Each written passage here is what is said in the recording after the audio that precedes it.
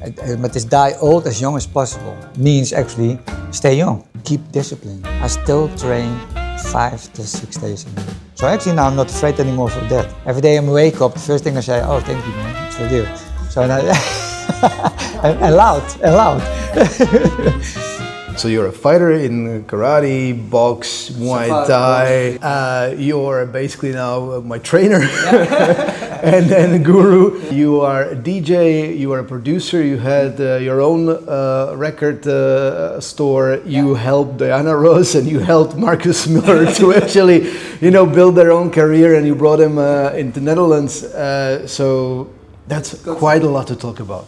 Okay, now who I am is I'm Jimmy Veldwijk, or my nickname is Jimmy Jazz, but that's my music name, DJ name. And I'm actually born in Suriname, not in the Netherlands. I immigrated in 1966. My parents came here and then grew up in the Netherlands. How did you end up with this combination? Why did you choose to fight to begin with?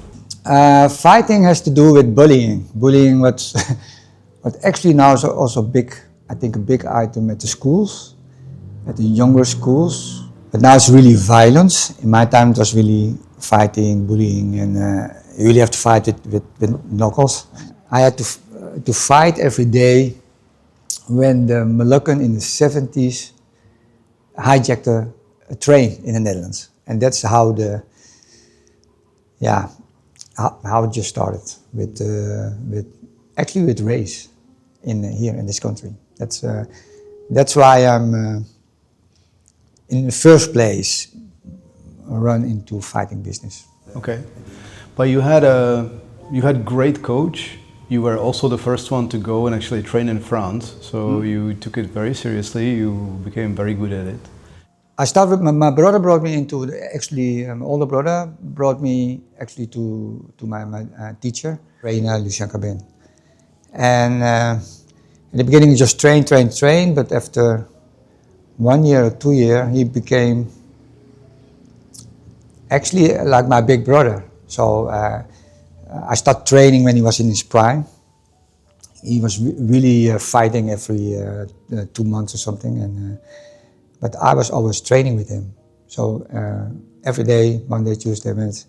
So and because when he had to fight, I had to train with him, and then he learned me how to hold the pad, and then you grow, but you don't know that you grow also because you're learning every day. And well, that's how it went actually. When he had to fight, me and my brother we were at the corner with his old coach, that was Jan Plas from Maduringim. And then we had to learn directly how to stand in the goal, give water, and the coach was talking to him. So I learned from there, how you coach people actually. What would you say were his characteristics that you really admired? Well, he was actually very patient. So he never had a rush in doing things, and I was really young, and normally you have an older sparring partner.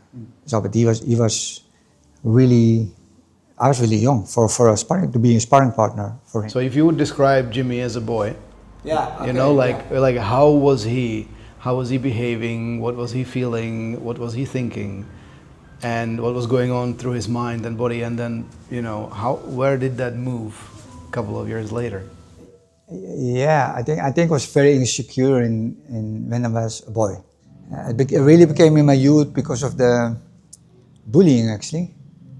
I was insecure with bullying, and it went long. It went long, like it took me almost 8 months, a year before school started to interfere, and yet then some workers started to interfere because the school was and they had to do it because the school had not much colored people in the 70s. So yeah, I got my security not really from fighting, but more from that you understand you can do something. Then the discipline. You learn to discipline your life. And the other lessons came later. Yeah, who are the most important men in your life and what did they teach you? Self-confidence in to defend myself, that was Lucien. And also my karate teacher. Roy Martina was another guy. He was just doing the massage, and he had all the kind. That was all new. Now it's normal, but with the needles to put. That was very new all the time. But he was very. He was into Buddhism, and so he brought me there. Yeah, Thai philosophy and the Thai school, the Thai training. So now you have two parts. You have the discipline in sport, and you start get philosophy and all the kinds of things you don't know shit about when you're 20, but later when you're in your 30s, when I was 26 when I had my children, then you start getting, then it drops in. Bruce Lee was the inspiration, I think, for everybody. Yeah, he was really new, a fighter. He could fight 20 men. Later it came with the Arnold Schwarzenegger films and everything like that, but Bruce Lee was the first. One man's fighting, blah, blah, blah, 20 men, and with his kicks and whatever. So, if you're already in the sport, that's the grow. I have everything of the guy. Really, even as a real film poster. So suddenly they brought his philosophy books out, and that hit me more than even as his fighting. If you want to go to the top, you really have to learn how to understand how your body can move. It's not how hard you can hit, yeah, because one person is going to train and he's going to break your hardness in your hitting because he just trains for it, you see? So the thing is, you have to learn you. Not van, don't feed the ego.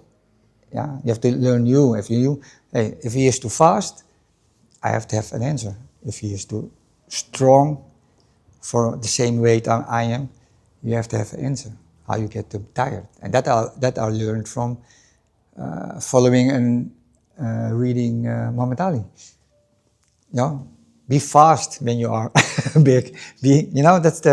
And just I really try to train like that. And I find it amazing, and that's exactly basically what we do for guys, and that's also why I love training with you. Yeah. Because you're not imposing your own style, you're not imposing standards. You're basically, from the first time I came, you said, okay, you play ice hockey, I'm going to see how you guys are standing on the ice. And then let's see what you can actually bring to life from your own body. And then slowly, we're basically working on the individual parts so that I'm aware of where I'm good at, where I'm not, where I'm stuck, where I need to basically, relieve myself. Yeah, that's what I did. When you said you did ice hockey, then I just watch ice hockey. I watch the game, I watch the Olympics, the whatever. So I just choose a game and I just watch it and then look how you turn. Why do you have to be 40 plus to become a trainer? You're going to be a trainer after you're 45 or something. When you're done, when you're 37, 38, you're done. And then you keep training yourself. So like I trained my whole life. But I studied. I did anatomy of the boxing, anatomy of the yoga. I did stretching. I did ballet, how they land, and things like that. So to be, actually to write my art boxing. That's why I call it art boxing. I don't call it Muay Thai kickboxing or whatever. It is art boxing. Everybody can box, they think, yeah? Okay. Everybody can box, it's true. Everybody can punch. It doesn't matter. When you have to do life or death, it doesn't say the boxer wins. Somebody he really wants to live he understands living more than the boxer. Yeah, a world champion 7 times. Yeah, you still can win on the street. Yeah, so that I want to get out. Yeah, that is actually art. Be smart. Yeah, the SM is a way, and what I told everybody, I do art boxing. I said, yeah, everybody can box. Yeah, you do art. Yeah, and see it as painters. That 20, 40, maybe 100,000, maybe 1 million painters, yeah? Everybody of the big top 100, everybody knows them. Be one of the 100. And it's up to you. Yeah? Otherwise make it a fun thing or make it, yeah? But for me, I train everybody that high that you can make the step there for yourself. But it's not a must. If you say, no, I only want to train like this, then it's okay. But to train really technique, and if you only want to sweat, then this school is not for you. And it's very hard. Every school does it hard, but they say it's a waste of time. I think in the 80s or the 90s, Eurosport came. And my dad was the first one who has a VCR, a video player. And I bought myself also a video player, and I taped everything. Everything I taped. So many, you can imagine, so many tapes, because one tape was 3 hours. Next week, taping.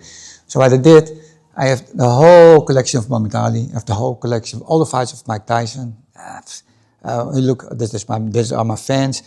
All the fights of Thomas Hearns, all the fights of Roberto Duran, all the fights of Sugar Ray Leonard, all the fights of Marvin Hagler. And I just study them when you're training. Yeah. So everybody's training, look, so I eat my pie now, see? But I was at home, I recorded, and then sit, and then live was eating, looking at the game, how they're punching, and then in the gym or in sparring, just try something what they also do. Keep disciplined. Yeah, disciplined. I started already 74. I still train 5 to 6 days in the week. Still doing it, yeah? And the second thing, it's 80 or 90% with pleasure. That's the second thing. Yeah, it's never go to the gym.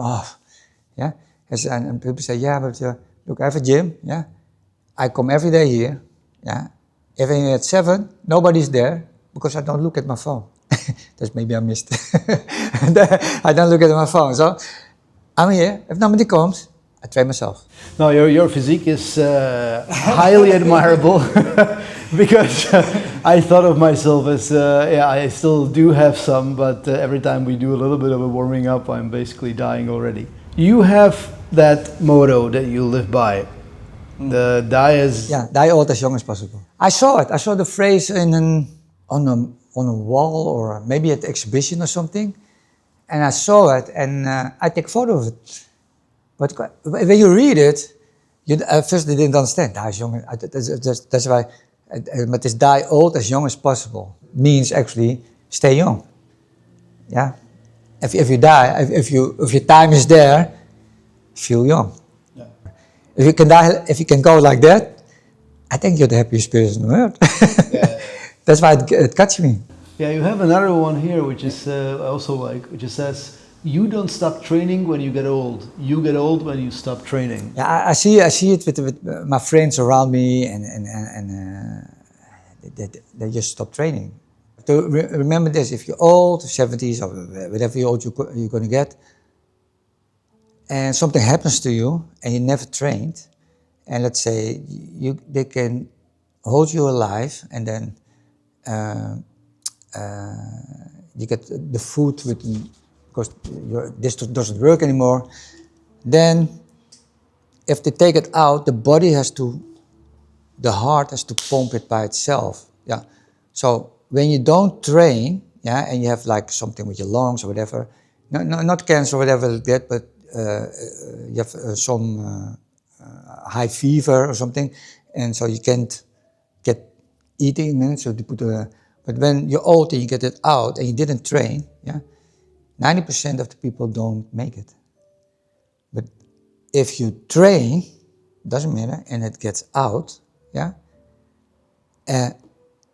In that case, with people training 3-4 times a day, even when they're 60, 70, yeah, after 4 times a week, even 3 times a week, it's 60% that your body and your can go again. So that's the difference. You know, it's life is not guaranteed, but I believe you sure can postpone it. You also can bring it in balance. Yeah, people smoke, people drink, okay, do your thing, you know, but make the balance. Clean your body. We have an old phrase, what's come from my time. Yeah, like in night the man, in morning the man. So, and that's come already from my teacher from Lucia Cabin. Yeah, people going out. Yeah, 5 o'clock in the morning, yeah. But 11 o'clock training, Sunday.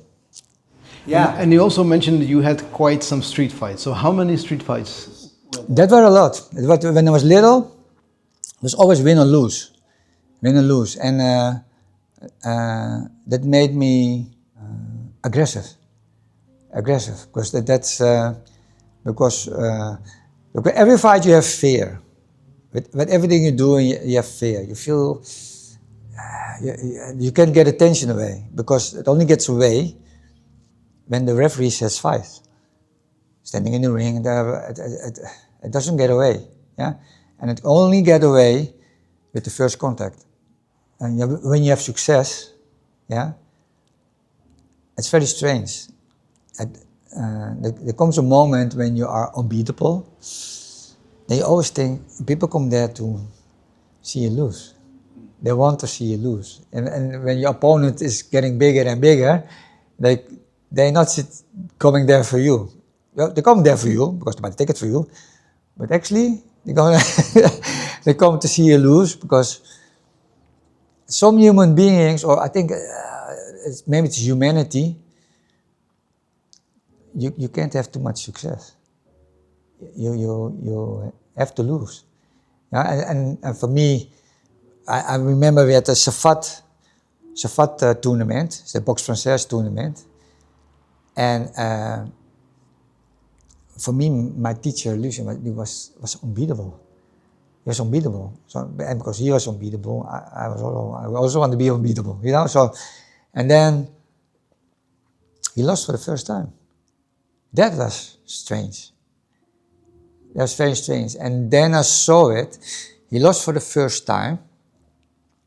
And all the people he trained with, all the people from Jiri game stand at the opponent's corner, actually to celebrate his win. And then I learned, and I was young then, then I learned, shit, man, you can't win too much. It's not really teaching, it's really a sword in my eye. Yeah. So just to react to the first thing you were saying about having the fear and going into the ring. Yeah. So it's the same for ice hockey. Yeah, we are always taught since young kids, in order to get to the game, into the game, basically get in there, quickly make a first pass, get a first contact, make a first body check, and that you will immediately feel alive in your body, and then you're a little bit more comfortable. And it just leaves. The fear just leaves you. That's true. I totally understand what you're saying about how it feels being unbeatable in the top, and everybody else sort of waiting for you not to be there anymore. So how did you, like, in your mind, what was going on, and what helped you to actually be a little bit more grounded and maybe not feel it that way? I don't know. I just there's three things I always did in a fight. I never come out of the dressing room. That's one, and I stay there till my time is there. I'm totally not sure what I'm going to do, and you learn in the ring that when you do it, when it starts, there's no turning back, and then you have to do it. And what I also learned is to stay focused on the guy who wants to kill you. That's what I learned, and that's my saving. That's my saving in everything. You have to stay focused. Look what the guy wants to do with you. Yeah, I think what helped me a lot when we were having our sessions, and again, it's exactly the same what we're teaching to the guys, which is basically you need to be sitting strong and or standing strong in your own center of gravity, because you know who you are, you know what you believe in, you know what your values are, and that basically is your center.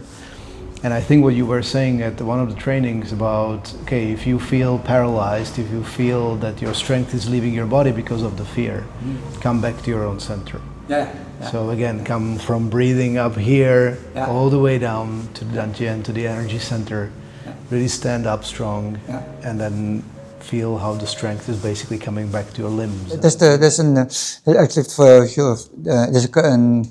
Kyokushinkai karate, fear, you have to bring the energy not here, you have to bring it here. Yeah, so when you stand straight, so this can hold it. Yeah, so if the fear is here, it's too close by the heart. So you're holding it, so let it drop. Yeah, and then instead of standing like this, stand like this. You learn that karate, and that's why karate people stand straight. So let's maybe go away from the fighting to the music, huh? Yeah. Because also it is quite an interesting combination, fighting and music. I remember very well one of the stories that you were telling me, or actually the principles that you applied as your original and patented way of doing things, which is you basically use the take 5. And you basically brought that to the combinations into boxing. So how did you get the music and how was that like? Yeah, well, the music really comes from the music family. My late oldest brother, he was already a DJ in the 70s. Yeah, so when I went to school, my first school job was working in a record company. So that's where I learned music, and that's where I learned how to import and because I was, my brother was working at a record shop and was DJ. I was DJ. Yeah, and he brought all the new records at home. So for training, the way back already, training, I always had the new records. So on a Saturday was also afternoon training at 5 o'clock. And later everybody in the club, because everybody's training 5 o'clock, go home and then get dressed, go to the club and lend clothes from each other, that's how it goes. But everybody knows each other, everybody knows each other. And then but I had the tapes.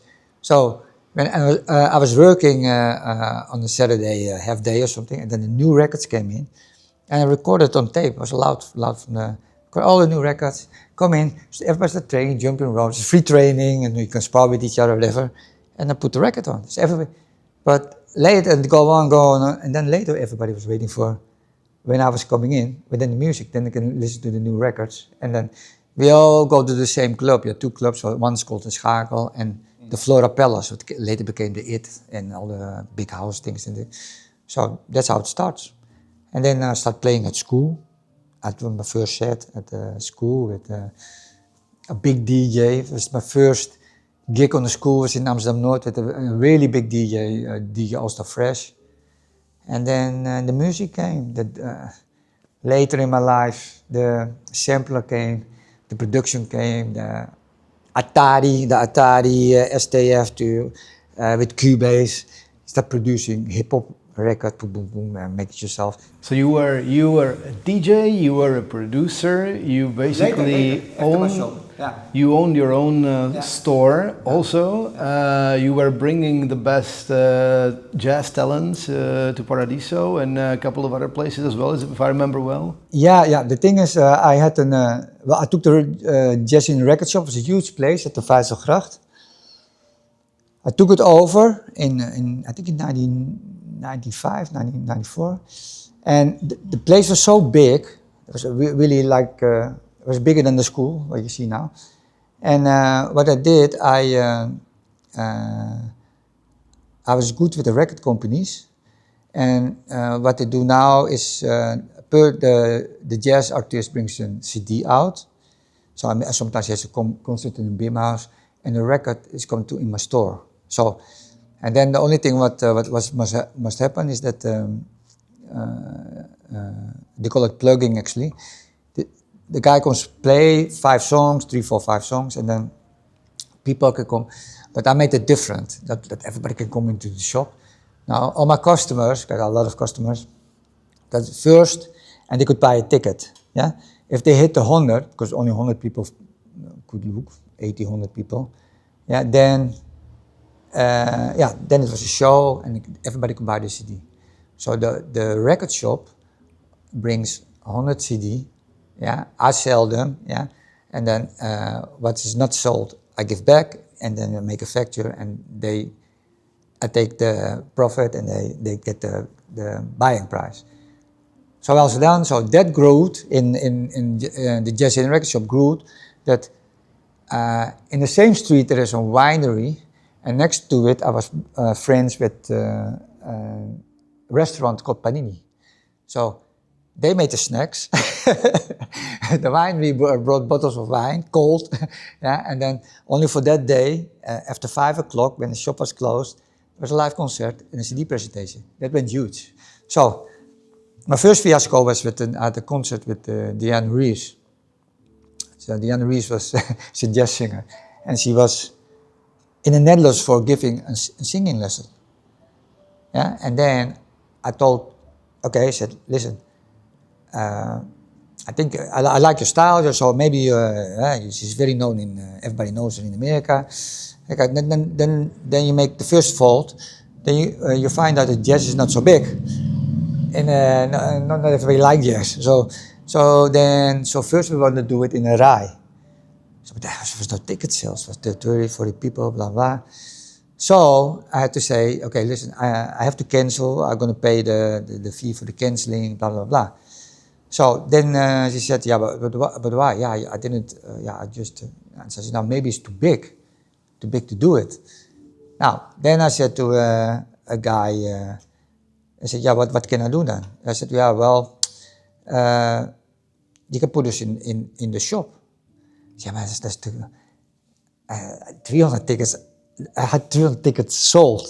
In the rice is 4,000 for 300 pieces. So it was too big, too expensive. Then a guy came, was working with already. He said, you do it at my place. I said, why? You have to rent. I have pianos. He sells pianos and he does light in clubs. But I have in my place, I have a place for 300 people. I said, and how are you going to do it then? My wife has an Indonesian restaurant. And then, so people can start coming to eat. Yeah. You do some jazz music, she's gonna party, yeah. But the tickets are €100. Everybody makes money. Yeah. Happened. Yeah. So 100 people can go extra, it's 400 people. Nothing organized. I just want to cancel it. So that's the first thing what I learned. Hey man, life has to get you. Let life get you. Don't just search for life, you're going to get more. Yeah? The same, this is also a nice story, but Marcus Miller. So Marcus Miller has a concert at North Sea Jazz. I have my shop at the North Sea Jazz. And Marcus Miller has one album. He says, The Song Don't Lie. And that album is only Japanese.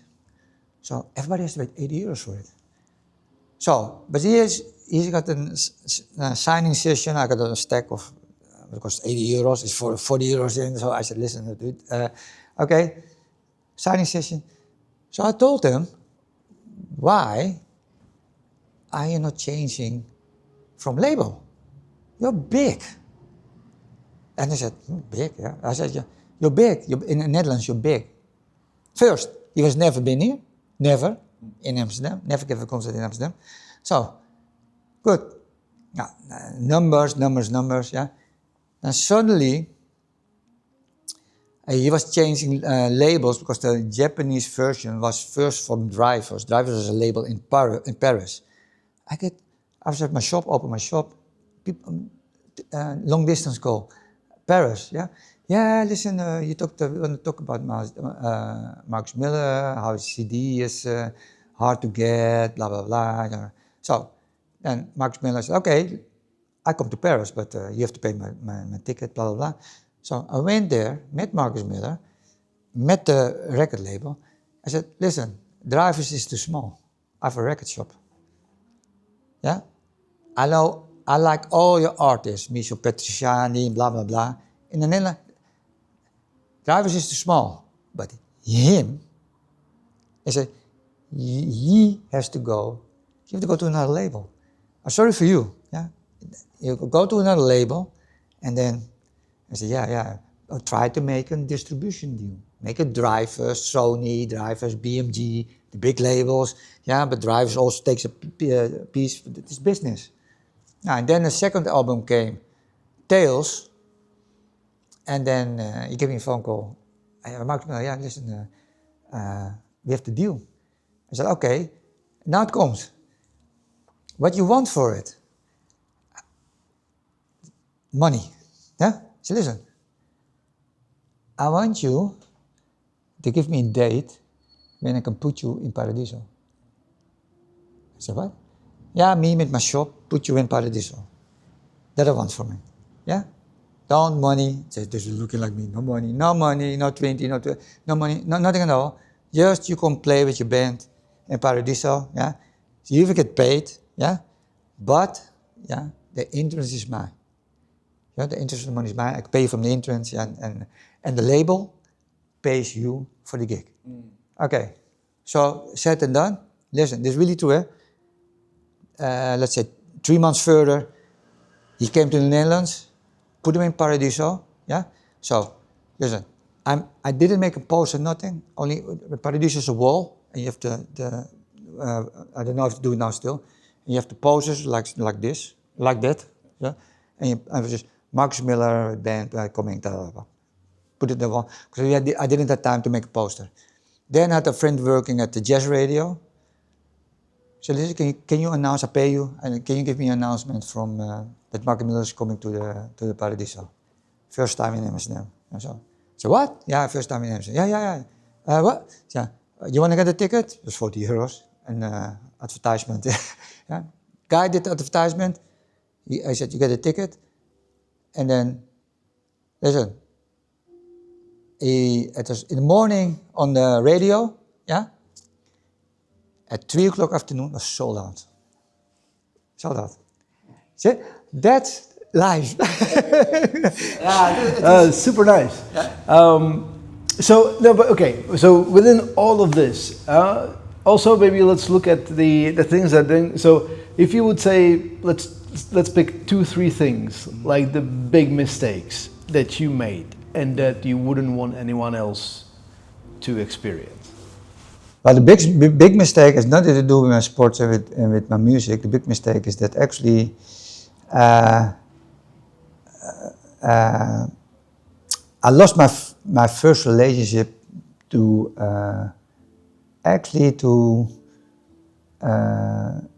be not trustful with my that I had another woman next to it, and that really that really was.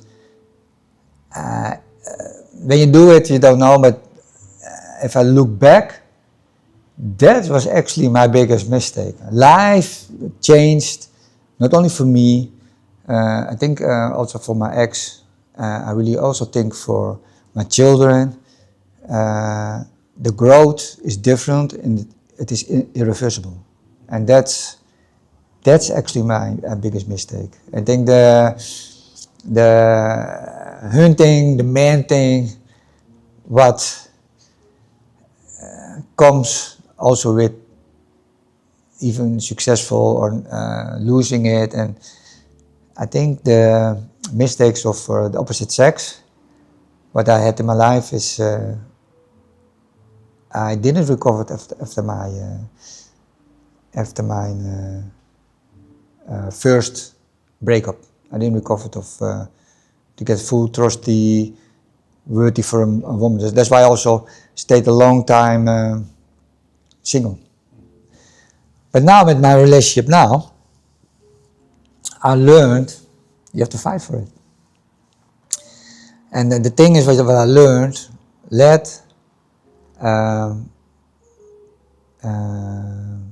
difficult to say, don't hurt people, be the one who's going to be hurt. Yeah? Because then, even when you're hurt, later you're going to be the happiest person in life because you didn't hurt somebody. That's what I learned from it. Yeah.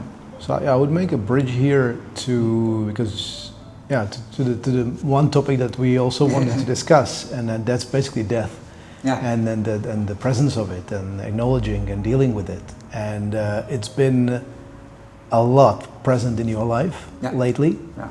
And I have to realize it also made me cherish all those moments we have together while boxing, because I somehow realized that things are never going to, I realized things are not going to last forever. And so every session that we have together, also because it's you and because you're so much surrounded by it, I am just feeling so much present, and I feel like, okay, I really have to enjoy this, because it just makes me realize that this is so unique.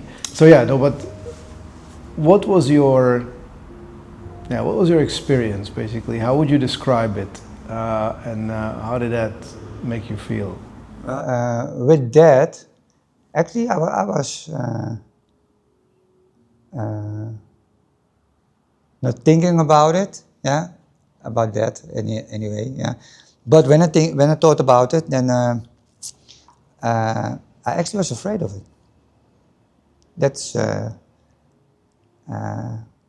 like, hey man, you're going and you're getting old. So I was also afraid to get old. To oh shit, man, I can't kick anymore. You get really like everything what you're doing, and or does my brain gonna function still? I see a lot of things, So a lot of things what I like is sports, every night sports. I have a lot of deaths in my life. The death of my father was confronting. So my father would, well, the relationship with my father, I didn't know my father that good. Immigrants from, and I'm not talking. Also, it's really, how you call it? When people have the fathers in the army as a general, and he has children, same like that. So working and that's it. So I was very young at home. So when my father had his first heart attack when I was in the army, I actually was looking at nothing to say, because I didn't know, what to say. So, but then we had a conversation for the first time, and then later we had to argue. Because I had my first child, and then we had to argue over something stupid. And then he came at my door. And that really was really bothering me. No, not him that he came at the door. But I was sitting, and he was finally talking. Who he was. That was quite interesting. Who he was, and that he had this life, and he was really sad that he had the first heart attack, but he feels great and things now. So, and 1 week, 1 or 2 weeks later, he was gone. The sad thing was, my mother called, so I was first there, and I could, because I went to the army, and it's my HBO, so I had to, because the ambulance couldn't find the street at that time. So I had to reanimate him, but then, when you do that, and you have the ambulance came later, and then I just, where you have to look, because the HBO curves. So, and when they do the shocks, I really know exactly how it goes, and it was pumping, the machine does this. It stays. So at the end, he said, okay, no. They put him in the back like this, and then it goes from the stairs. But at that moment, I knew already that he was dead. And that's still what I learned about death. Now, that's the most important thing. Even when you know he's dead, you know for sure he's dead, because it takes 2 hours. What are you going to do in 2 hours if you're going to get the heart rate up? So, if you have the course, they say, okay, after 2-3 minutes, death goes in. After 4 minutes, brain dead, and what is it? 50 minutes, 10 minutes coma. So, what they're going to do for 2 hours there? So, but even when you know the person is dead, when the doctor comes, you still expect wonderful news. That's what death is, actually, And then you hear the sentence actually, he died, and then you can say goodbye, because then You can go into the room and things like that. But that was my first thing when I had to accept death from a distance, from very close. But I didn't feel the spirit goes out with the reanimation. So it was already dead. So that's what I know now. Yeah? But then, like for instance, with my ex grandmother, yeah, of the ex-mother of my ex who also died actually recently, yeah. When she died, yeah, she was holding my hand, yeah, and she was really fighting to get the heart rate. But then my ex oldest brother came and said she's choking, so you have to put it out. But if a person holds your hand and she don't want to give up actually, and then it goes, yeah, the hand goes so tight, yeah. But when she goes, you feel really, it's not this only, you feel something goes out of her. It's very strange. It's really true. You feel, it goes out. So, hey. So when my brother died, I got the same actually. I always got. My brother died, yeah, and I was holding him because I stayed 5 days with him.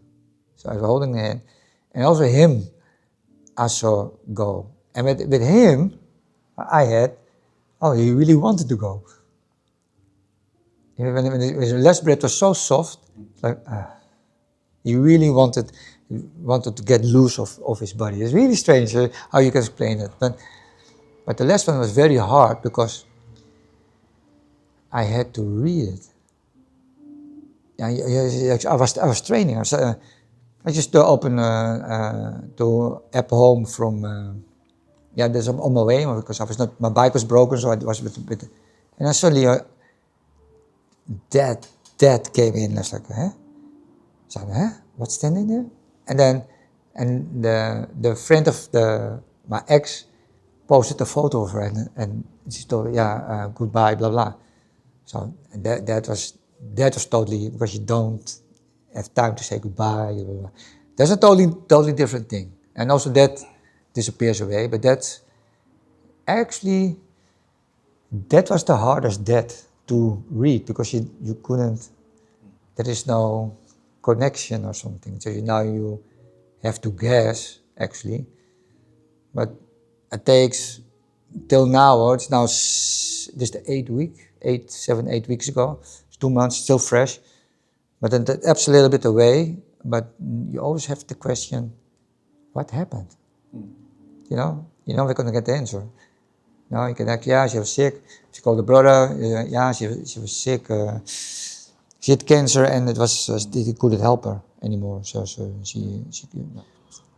The nice thing is that life makes sure, and that's what I really believe in, or whatever is up there.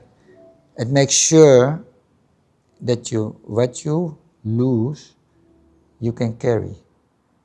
Yeah, because if I didn't head to school, I don't think how I would sit with it, with my brother and with.